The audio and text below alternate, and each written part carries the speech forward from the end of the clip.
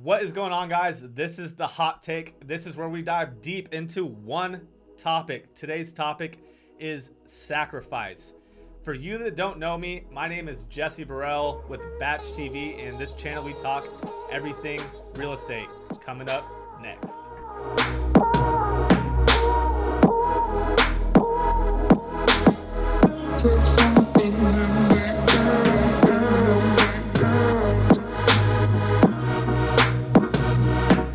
All right, today's special guest is Ryan Zolin. Welcome in, buddy. Appreciate you having me. All right, so let's just have a quick bio of you real quick. Where you're from, how many deals you do in a month, and how long have you been in real estate?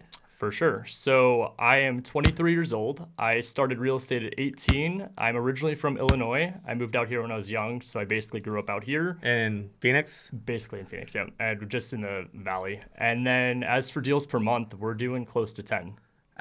Dang. 23, killing it. I love it. So me and you actually had a discussion about this and like all the sacrificing we've both made. You made it at a much younger age. So let's dive deep into what you have to sacrifice to become successful in real estate. For sure. So I think that at 18 years old, it's very easy to look into real estate, see the big, fancy, shiny object syndrome of, oh my gosh, I can make millions of dollars like that. Right. Everyone thinks it's much easier than it is until you actually get into it and realize, wow, I'm not getting a check every 2 weeks. I have no idea what's going on. I have to go and create my own business.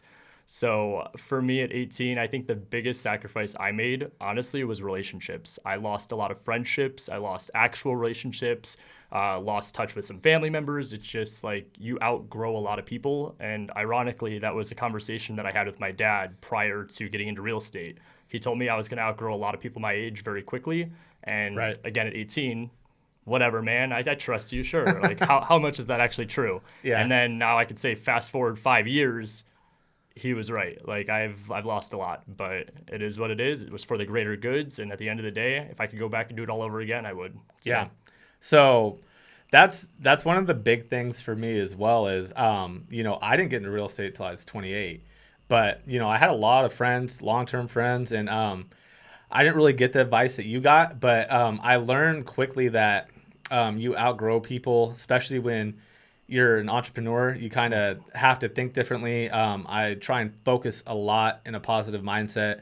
100%. A lot of people will be, I don't feel like I have a ton in common. That's the best thing I could say is with someone that has a 9 to 5, not everybody, but a lot of people, like if they start off negative, it's like I basically just write off. I don't even want to listen to your conversation. For sure. I love that. Glass is always half full. Has to be. It has to be, because we have to be our biggest cheerleaders when you're an entrepreneur. It's not for the faint of heart. Yep. There's a lot that goes into it. And then, let's talk about, let's dive even deeper into sacrifice. I know you kind of got there on the surface level with relationships, but what about time and weekends and partying? Like, you're 23, so I really wanted to do this because there's a lot of young people that want to get in and well, why aren't I successful yet? Yo, it's probably because you didn't put the work in. For sure. Someone else is going to outwork you. Someone else is going to outwork me. Yep. But are we going to outwork the majority? And that's where sacrificing comes in.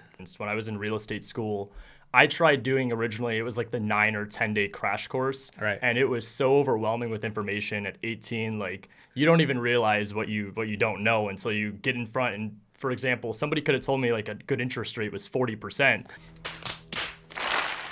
I would have been like, yep, let's write this down, 45%. You have no idea. You've never bought a house. You've never bought a car. You're straight out of high school. What do you know? I tried doing that, super overwhelming right from the start, but then I kind of slowed it down. I ended up going at my own pace. But during that month and a half, 2 months, I didn't see any of my friends. And this was while they were still in the peak of their summer right after high school senior year. So they were all getting ready for college. A lot of them, they had family trips. They had vacations for graduating. Yeah. They were given a bunch of here's thousands of dollars as graduation presents. Let's go blow it and go to California. Let's go to Hawaii. Let's go wherever.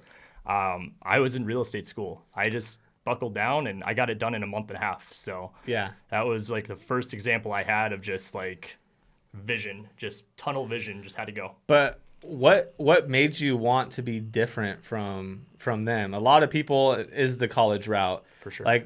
Did you grow up in it? like, I guess tell me a little bit more about that. Like real estate itself, or like entrepreneurship. Like my dad owned a contracting company. Like he didn't care what I did. Honestly, he supported me and wanted me to be successful. My 20s, I was a mess. So you got about a decade on me.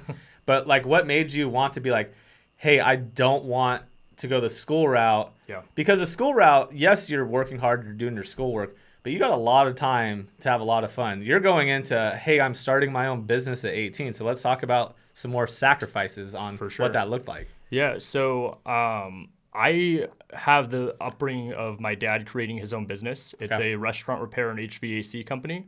That's what actually brought us out here from Illinois, was for him to start his own company. So I kind of grew up in the sacrifice of my dad not always being around. I was very active as a kid, where I was in baseball, karate, and soccer. And that was literally Monday through Sunday. There was not a day off.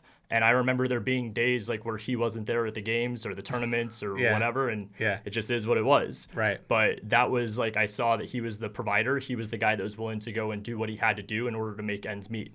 So I had that upbringing right from the start. I always felt like I was the guy that was the outgoing, charismatic, just I'm in this for other people. I always want to help everybody, and I want to be involved with everybody's lives. So for me, going into the opportunity of real estate, I weighed out my pros and cons. Fortunately, I was in a business club in high school, and I was able to like look at this, and I'm like, $40,000 a year for college, or maybe call it $40,000 total, to start at a job making $40,000 where I'm at a 9 to 5 and my only security is a 401k. Right. No, thank you.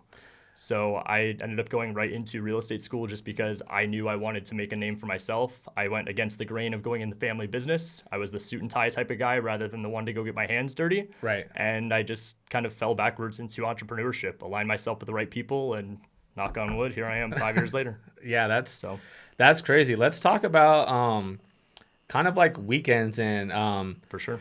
You know, everybody, I have a lot of friends that have done this. I'll tell a couple stories. Is like, they're like, I won't work as hard as you. You don't have a life. And I'm like, for real? Like, work is my life and my life is work. Like, it all comes together. I work with a bunch of people I like to be around. I love to help people in real estate. I love to do all those type of things. But they're just like, well, I wouldn't work 50 hours a week. I'm like, you wouldn't do that to make $100,000 a month? Like, really? Right. Like, are you kidding me? Or like, you're trying to get started with real estate, but you don't have any money, so you have a side hustle. He's like, well, I have a full-time job, but I won't Uber for extra money to pay for the real estate. I'm just like, you gotta be kidding me. Right? Like, it's just like, there's no sacrificing being made, and that's what successful people and people that just have a job, that's the difference, is they won't settle for average. They won't settle for good. I won't even settle for great. Like, I'm going to build an empire and have a legacy. Absolutely. And there is a lot of sacrifice that goes into that. I've had weekends. I'm finally starting to lose some weight, but I lost my health. I did a lot of things. I'm trying to get better at my balance, but my priority was, my why was taking care of, you know, my parents and my family and all those things. And I got an opportunity where we were able to grow quick, and I took advantage of it. And there was nothing that was going to stand in my way. Nothing. Sure. No weekends. No vacations. I haven't taken more than 5 days off in 6 years. Wow. Now I'm to a point to where I could do a little bit more of that, and I'm trying to, but I was so hyper focused that sacrifice was everything. Absolutely. And as for like weekends and vacations, my last vacation was 2 years ago. I went to Chicago to see my family. Right. I went to a Bears game. But other than that, the last trip I took before that, I went to California, and it was for work. So I don't know if it was really even considered a vacation. Weekends, I mean, dude, especially when I started as a traditional real estate agent, that's when people like to see houses. Most people have the 9 to 5. So you're showing homes when they're not working. Correct. So it's after 5 p.m. It's Friday, Saturday nights, Saturday mornings. Whenever they're available. That's the best way to put it. And for me, I just had to shut up because I realized, again, going back to, you don't have a check every 2 weeks. You go when the money calls. Yeah. So money says jump, you jump. And if client says jump, you jump twice. So so on top of that, I'm not saying, guys, don't take vacations, don't have fun. But if you really want it at the beginning, you have to sacrifice. There's going to be some sacrifices made. I think in real estate, if you could really buckle down for a couple of years, kind of think bigger picture. Absolutely. Once you get the fruits, you get to have a little bit more fun. You get to have some employees that help take some time away from you. Yep. But you got to bootstrap it and you got to get going. And there's a lot of things that are sacrificed. For sure. But if everybody would do it, then. Well, and dude, what's that saying? It's like sacrifice today for a better tomorrow. Yeah. Why not? Why would you not sacrifice today to be able to have the opportunity to have financial freedom or freedom and flexibility with your schedule time down the road? What I told myself when I was 18, and I wish this was taught more in high schools, was that you don't have to go to college in order to be successful. Right. What people don't realize is, yeah, I did sacrifice really 18 to 21, 22. I never went to the college parties. I didn't get the experience of what most people would say in college is your closest relationships and friendships that are for a lifetime. I missed out on all of that, and there's a lot of resentment to that, obviously. But at the end of the day, there is to an extent. But should there be? Because to an extent, they have debt, and you got hundreds of thousands in the bank. For sure. So and they buy houses who's resenting who, brother? That's valid. It's more of the it's the FOMO, fear of the missing out, kind of the feel of like. Most people go through that. It's what you grow up like. Again, the system of college is that everybody knows about it going in your entire life, right? Especially in high school. So for me, it was like more of just oh, okay, you guys are going to a college party, and I got invited to plenty of them, but oh man, I got to be up at 8 a.m. to go to a showing tomorrow morning. I can't go. Right. You lose those friendships. Oh man, you're not cool anymore. You're not this. You're not that. Those are the sacrifices that I had to make. But I don't regret it. It's more of just for sure. Oh man. I get it. I didn't go to a 4-year university. I went to community college and then messed around with that. And by the time I got to the 4-year university, because I did go to college, it took me like 10 years because I like half-assed it. Yep. But by the time I got there, it's like I'm 26, finishing my last 2 years. I'm not going to a party with a bunch of 18, 19, 20-year-olds. Sure. So. For sure. Luckily my girlfriend at the time did, and I was able to like experience a little bit of it. Yeah.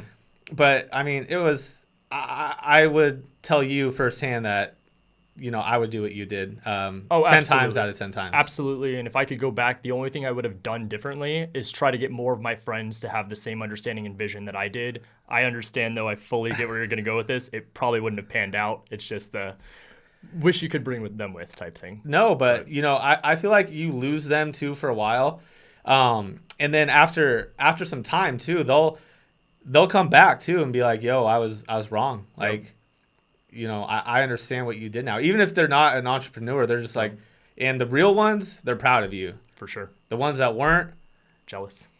Exactly. Yep. So I know we want to dive deep. We really got to talk about how to sacrifice today. Like, what is one gold nugget before we get off? What would you say to someone that wants to become an entrepreneur or get into real estate? What type of sacrifice they need to make? You've got to be willing to do whatever it takes to succeed. And I'm talking the extent of 2 a.m. nights where you've put in a 12, 14-hour day already, and you've got to stay up the extra 3-4 hours to get the paperwork done, to get whatever it is. Maybe it's to get more clients. Maybe it's to get caught up on the work that you missed out on during the day, whatever. You've got to be willing to do what most people aren't. And that's at the end of the day, what most people don't realize is that 90% of the world, there's a reason why they're all in one specific category and why the rich are in their specific category. So absolutely. I appreciate having you on. But before we go, how does someone get a hold of you if they want to reach out? Absolutely. Instagram would be the best. It's just my name, at Ryan Zolin, RyanZolin. Other than that, check me out on TikTok at Wholesale Houses. Awesome. Appreciate having me, bro. Thank you so much for joining the Hot Take. I'm Jesse with Batch TV. Any questions, throw them in the comments, and let's get it.